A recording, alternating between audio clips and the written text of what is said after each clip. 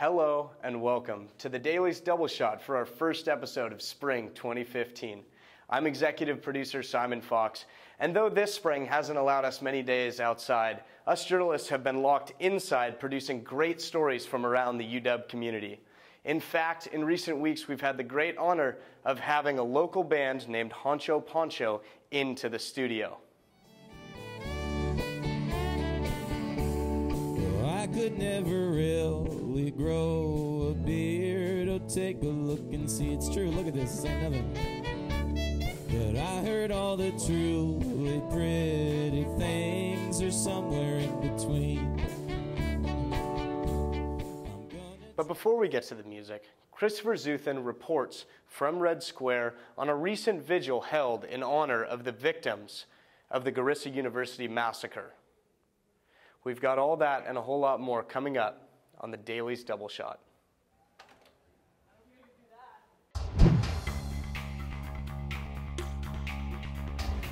Hi, I'm Starla Sampaco. I'm Christopher Zuthan, and this is the UW Daily Double Shot.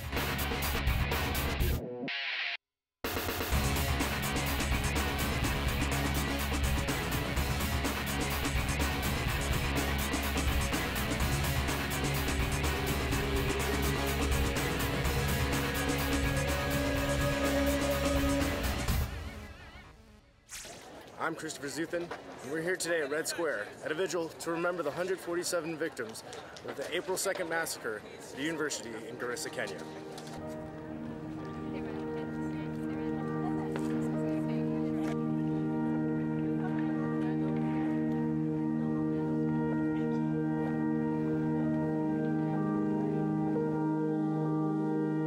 This is absolutely beautiful. We have people here from every community. We live in the United States, and so it's very difficult not to be detached.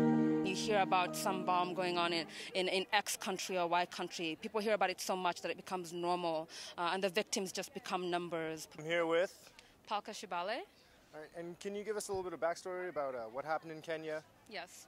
So we're here today holding a vigil for 147 students who were attacked by Al-Shabaab militants over this past week in their dormitories. So they were students just like us. And we are holding a vigil today to commemorate their lives and really just show unity, strength, and solidarity. Sticks in a bundle are unbreakable. Sticks in a bundle are unbreakable. I'm here with...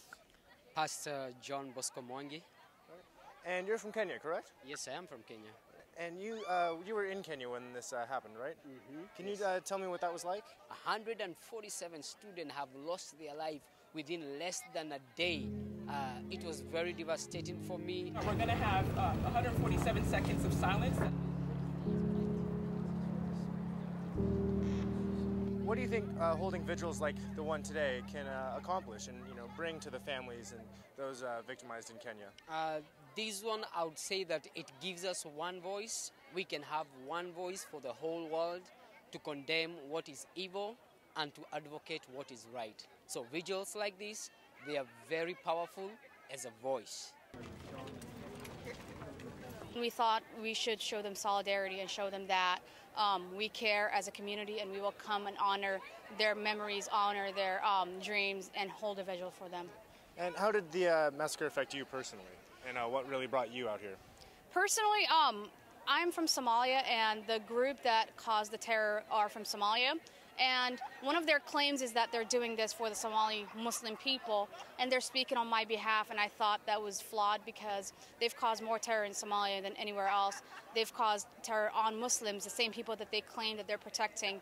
And I just felt like I would not sit here and allow them to speak on my behalf and say that they're fighting for me when that's not true. We've got 7 billion people on this planet. We have such a small group, ISIS, Boko Haram, Al-Shabaab, who continue to grow and continue to terrorize because we let them, and we let them by not doing anything.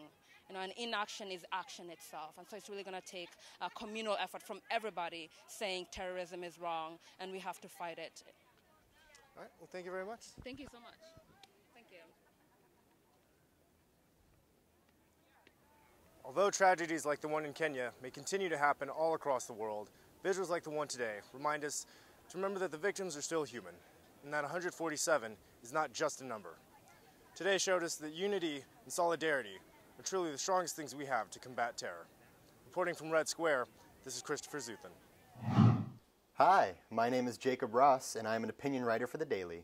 And hi, my name is Thomas Crow, and I'm also an opinion writer for The Daily.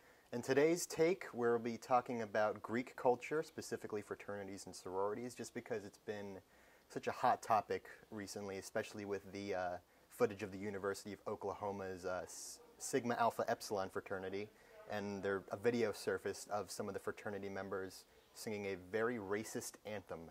So with that in mind, we'll be discussing whether fraternities are good or bad, what should change about them, and how the media is sort of playing a big role in that.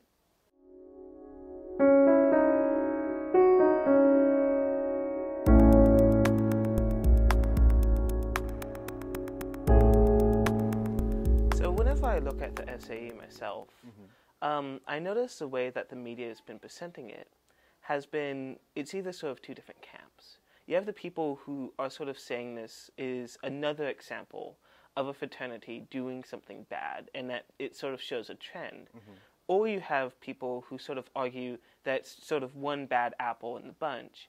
And I've always found it kind of strange how these two different narratives are, you know, very mutually exclusive and very, very radical.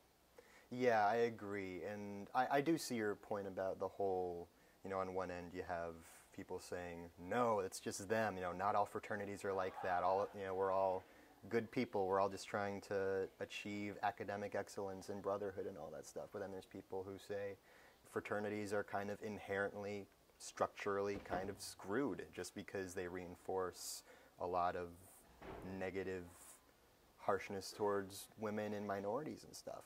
Even just me, you know, as, you know, a sort of natural Seattleite, I sort of side with the camp that just says no fraternities at all. And I'm not personally involved in a fraternity, so I'm always a bit concerned that, you know, am I just condemning something because I don't understand it? Yeah, I feel the same way because I'm sort of on the same page as you. I'm kind of quick to say that, yes, fraternities are bad and we should stop them. But I think that we should really delve deeper into it because obviously not all fraternities are bad. If we really want to delve deep into this, we have to ask why. Sort of what's causing this? What do you think? I think what's causing this really is a lack of openness. You know, I feel like whenever something bad happens in a fraternity, like you said, a lot of people are willing to just leap on the defense. You know, you get a lot of statements from fraternity leaders saying, you know, no, this isn't like that, and I'm sorry, and it's never going to happen again, and we're going to do this and that. But a lot of the time it feels like it never happens, you know. It's one thing to shut down a chapter for fraternity, and it's another thing to have an open dialogue and accept responsibility for the actions of the people in it, you know? I agree. And I feel like responsibility we have to look at, because I feel like a lot of people, when they're coming into the fraternity system, sort of coming into college in general, you get this idea. You're thinking, oh, college is going to be this. I'm going to be drinking every night. You know, I'm never going to study. It's going to be so awesome, so cool. It's going to be just like in these college movies. And then when you sort of get here, you realize, wait a minute, that's not the case. And I feel like the media, in a sort of general sense of all sort of forms of film, all sort of portrayals of college, which are obviously unrealistic, are in some sense to blame for some of the problems that we see with fraternities today. Yeah, I agree that the media, you know, going back to that, definitely plays a big role, especially when people see that sort of thing in the newspaper. They see all this negativity, you know, they see all these terrible things happening surrounding these fraternities, and I feel like openness is part of it, but I also feel like maybe there should be a better representation of fraternities in the media. You know, you're not going to see in the newspaper like, you know, a fraternity or sorority runs a fundraiser for breast cancer or something like that. You know, that's something a lot of fraternities and sororities do. They do a lot of charity and a lot of fundraising. We don't really see that very often. Yes.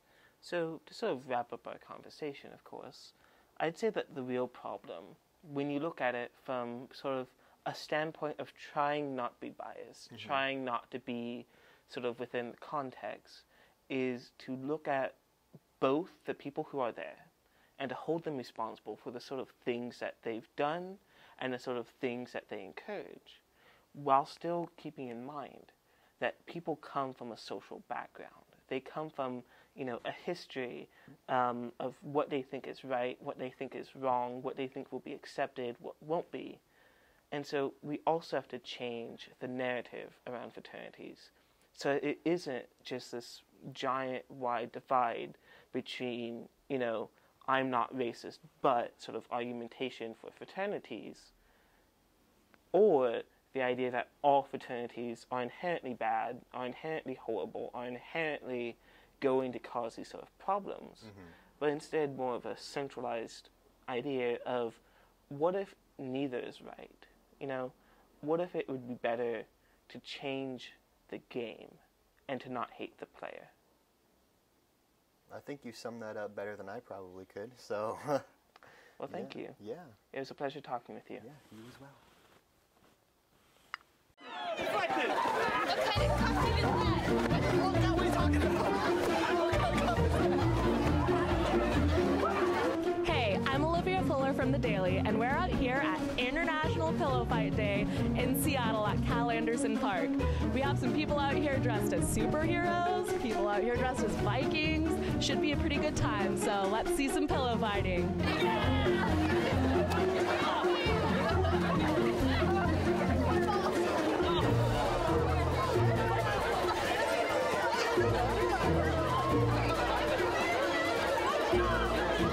So what are you guys doing out here at International Pillow Fight Day?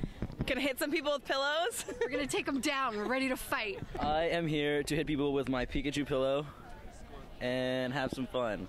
It's my friend Devin's birthday. She turned 25 and she wanted to do a pillow fight, and I'm like, let's do this. We're here to deliver cookies and pillow fight.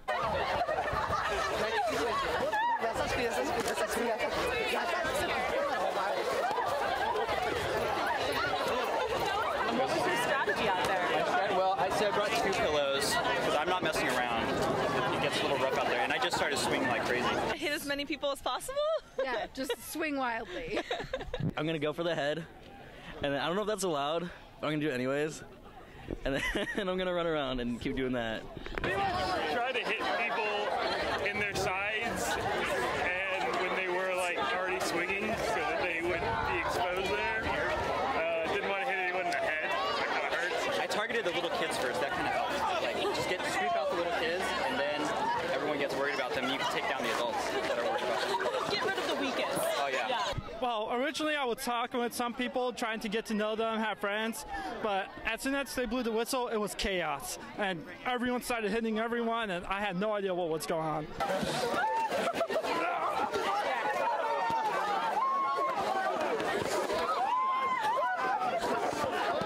I have just risked my life by going into the pit unarmed.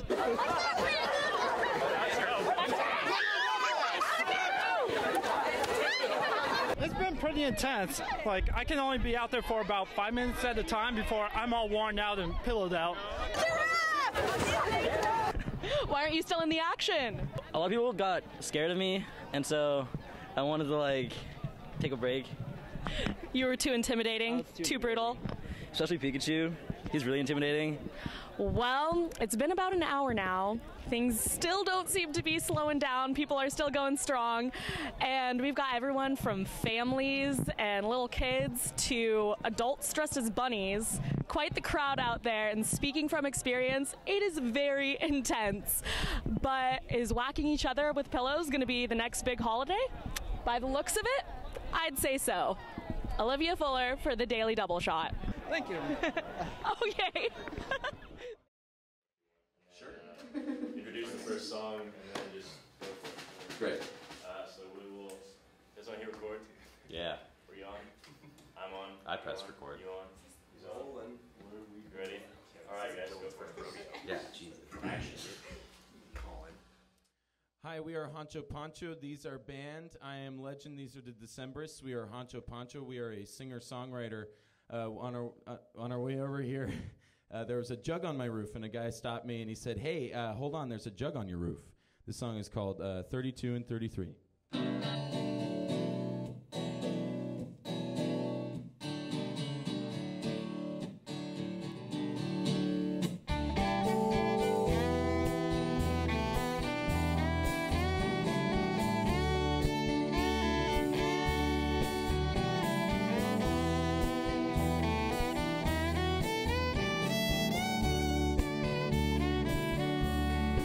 Looking at the back of your head is taking me a while.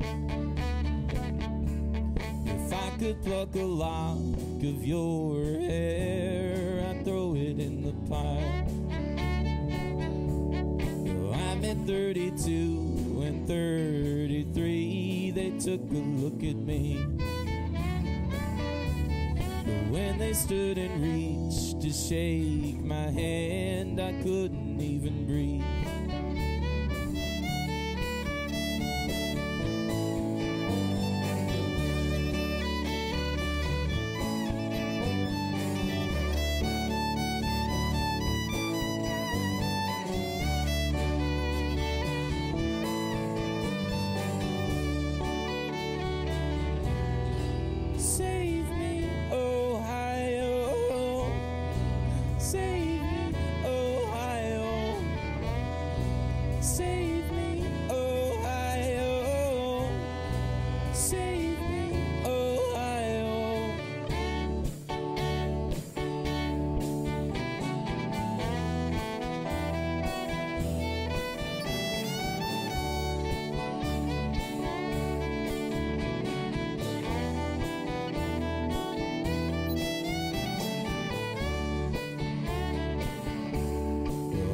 Never really grow a beard. Oh, take a look and see it's true. Look at this, this ain't nothing. But I heard all the truly pretty things are somewhere in between. I'm gonna try to spit between my teeth. I got something to prove. But when I start to act and think like that, it's probably time to move.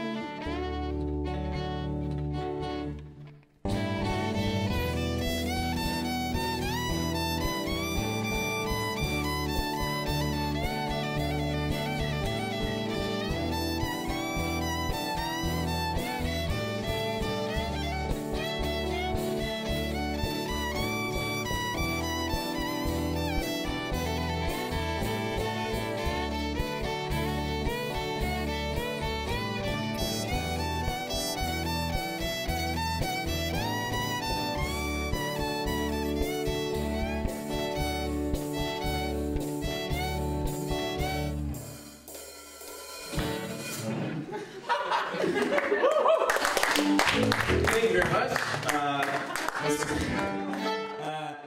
I'd like to introduce...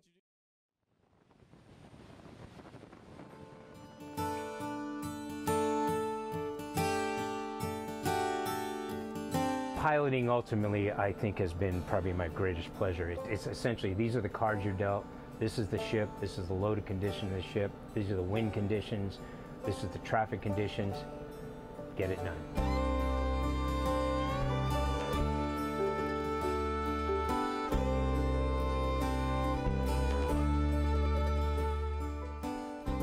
Ships of all types, some more than 3 football fields in length, ply the waters of Puget Sound, where more than a dozen major ports serve as points of origin and destination. day and night, 7 days a week in all kinds of weather, vessels large and small from around the world come and go without most of us giving a second thought to their passing. My very first job, they flew me to Singapore, and this is in the early 80s, I think. And I'm 22 years old, and what could be better? If you talk to any one of our pilots, all their stories would be different, how they got involved in this. My story is probably nothing like anybody else's story, but in the end, there's a significant amount of seagoing experiences that's necessary, significant amount of testing, significant amount of training to arrive at this position.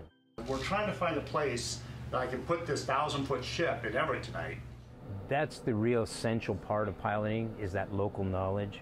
What I know about here that the captain may not know, the crew may not know. So I'm there to make sure that the job is done correctly and provide, again, that safety element to make sure that ships get safely to the dock, from the dock, to anchor, whatever it may be. Anything east of Port Angeles, there's a pilot on board.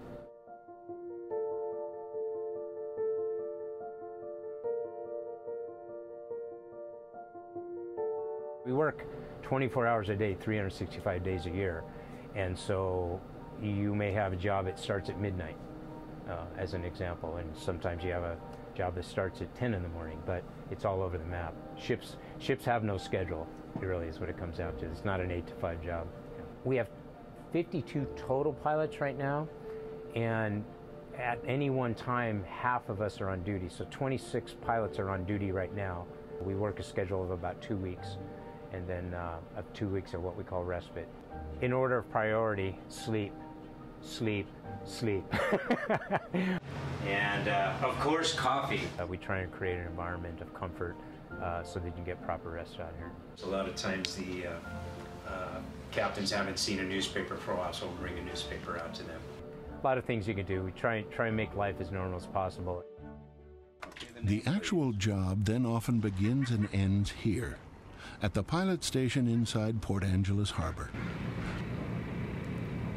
In fact, this is going to be the one we're going to see here in a little bit. This is the Midnight Sun. It's a ship that comes from Alaska.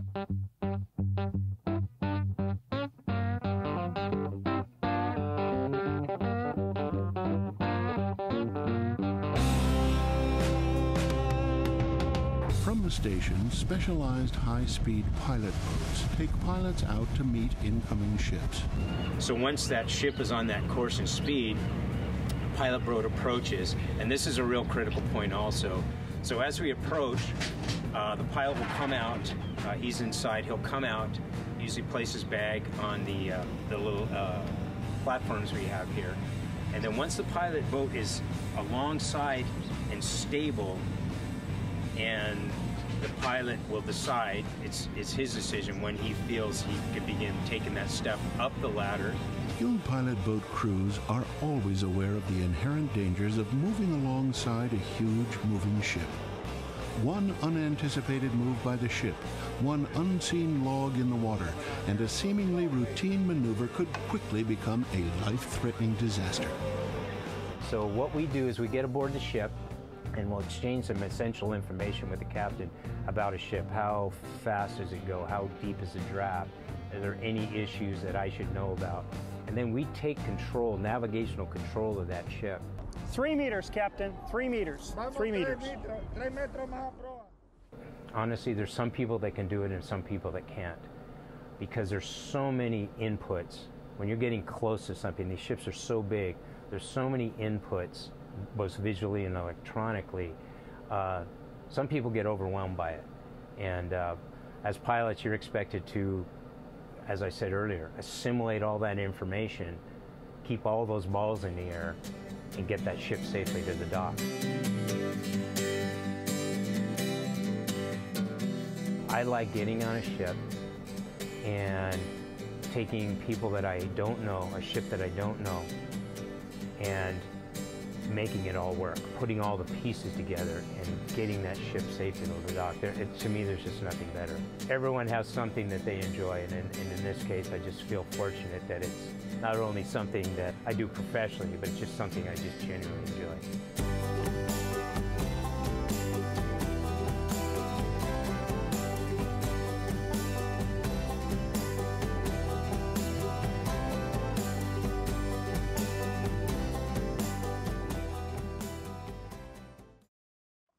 Well, that's all the content we've got for you tonight. But make sure you tune in 2 weeks from now to catch our next episode. And in the meantime, you can check us out online at dailyudub.com/doubleshot or our YouTube channel, Daily UW. We really appreciate you guys watching, and we will see you next time on the Daily's Double Shot.